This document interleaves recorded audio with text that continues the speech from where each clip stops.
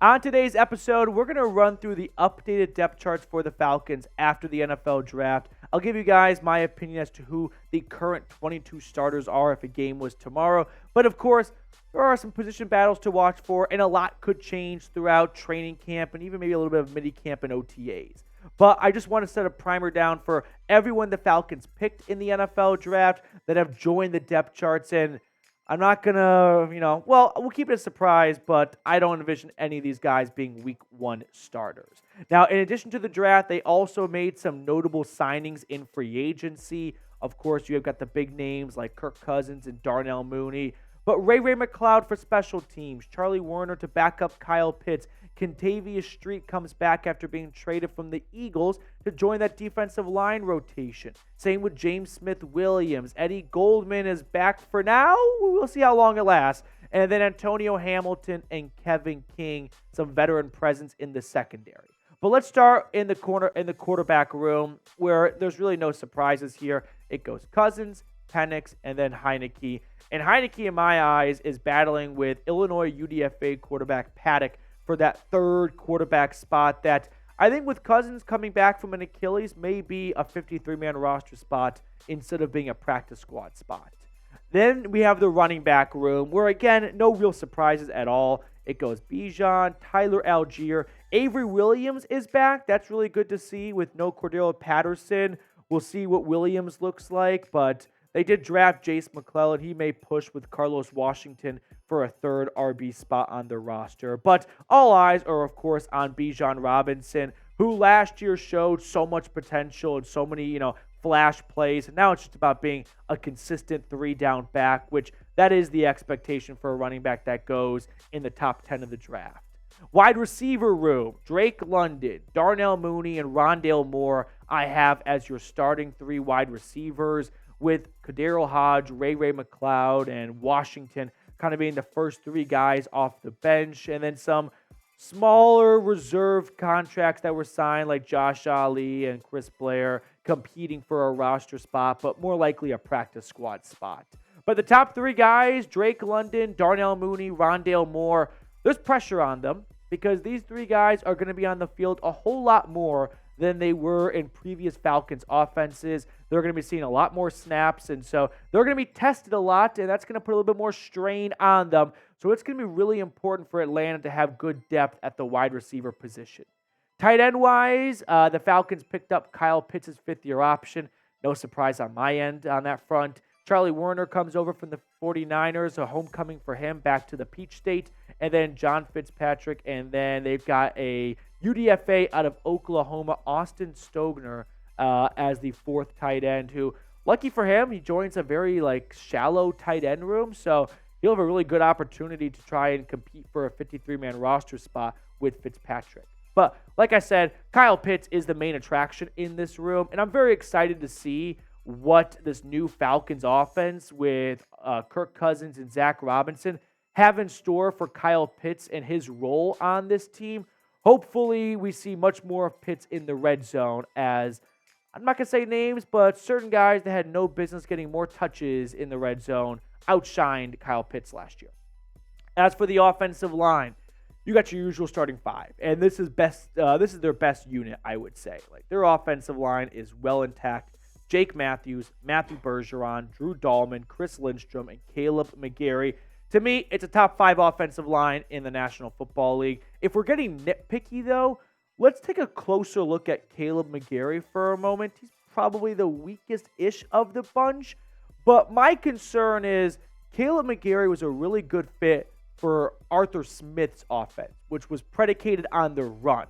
And that is reflected in McGarry's PFF grades last year being a much better run blocker than a pass blocker.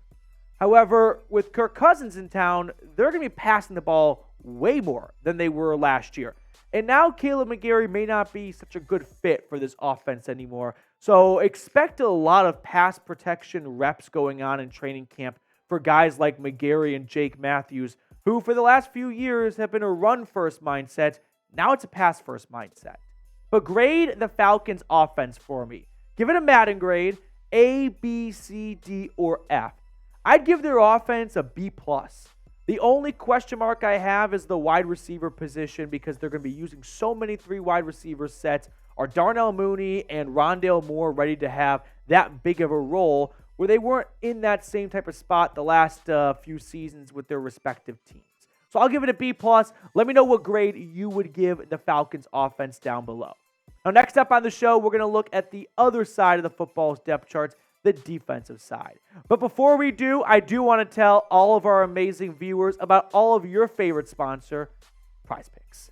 Daily fantasy made easy, where all you've got to do is pick 2 to 6 players and then choose more or less on their projected stats. You can turn $10 into a whole lot more if you go 6 for 6, 5 for 5. And plus, the best part about Prize Picks in my eyes, or one of the best parts, is the easy withdrawal process. That way, you're not trying to get your money from like Lithuania. But with Prize Picks, it's super simple and user-friendly. I've already put down some season-long stat projections for guys that went in the NFL draft. I invite you to play along with me. I'm going with the more on Caleb Williams' passing yards for the Chicago Bears at 3,400 and change. He's got Keenan Allen, DJ Moore, and Rome Odunze to throw to. I like that. I also like the less on J.J. McCarthy's passing yards. I don't think he's even going to start half the season. I think it's Sam Darnold, and I don't think McCarthy, even if he did start all year, would get 3,100 yards. And then I'll take the Malik Neighbors more on his receiving yards. So download Prize Picks today and use code, say it with me, CLNS for a first-time deposit match up to $100. I have put all that information in the comments and description of today's video. But shout out to Prize Picks, the best spot. Get started today. Pick more, pick less. It's that easy. Defensive line is crowded, right? We saw some free agent signings with James Smith-Williams, Eddie Goldman, Kentavius Street, draft picks with Brandon Dorlus, Ruke Orhorhoro, Zion Logue. I have Zach Harrison, though, starting because it's obvious who the other 2 starters are. And I've kind of gone back and forth between him and James Smith-Williams. But ultimately, I'm going to err on the homegrown 3rd-round pick last year getting the slight nod to open up training camp. Zach Harrison missed Week 18 against the Saints, unfortunately, to close out the year. But the 3 weeks prior to that, he was really revving up his engines. 11 tackles, 4 tackles for loss, 3 sacks, 4 quarterback hits. So for now, I'm going to pencil in Zach Harrison as the starting defensive end alongside Onyemata and Jarrett, but that is definitely a battle to watch for in training camp. Now the linebackers. I've got Arnold Ebiketie, Caden Ellis, Nate Landman, and Lorenzo Carter. The only surprise here is I've got Nate Landman starting over Troy Anderson, who was the team's original starter last year, 2nd-round pick out of Montana State. Super high expectations going into 2023. Then a injury against the Lions cuts his season way short. And Nate Landman stepped in, and the guy balled out. 110 tackles, 7 tackles for loss, 2 sacks, 3 forced fumbles. I know that a lot of the buzz coming out of Flowery Branch is Troy Anderson's going to get his starting job back again. But you know what?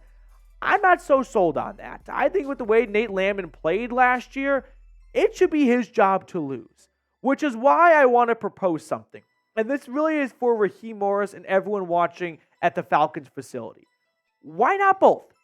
Why not Troy Anderson and Nate Landman start? And you kick Caden Ellis to outside linebacker and have him go opposite of Arnold Ebiketie and get your best 4 linebackers on the field. I know that's not Caden Ellis' true position, but he had 4 sacks last year and 7 sacks the year before coming from an inside linebacker position. I'm in favor of get the best 4 guys on the field. And sure, some guys may not be in their natural position, but I think they may take a little bit of a baseball approach, right?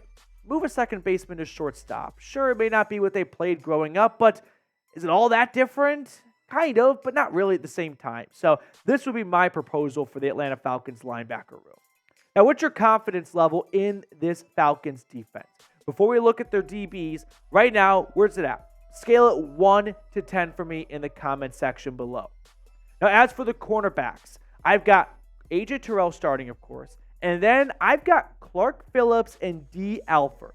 A lot of people have Mike Hughes penciled in as a starter over Phillips or Alford, but I don't really see why. Sure, one of them's a first-round pick, and the other guy was a UDFA who was with the Winnipeg CFL team not too long ago. But when you just take where they were drafted and their names out of it, and you just look at the production last year, is anyone going to argue that D. Alford was not the best of all three?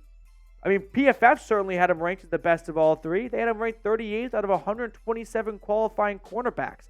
So to me, I think you put Clark Phillips at CB2 and you stick D. Alford at that nickel position. And then Mike Hughes can be the first cornerback off the bench.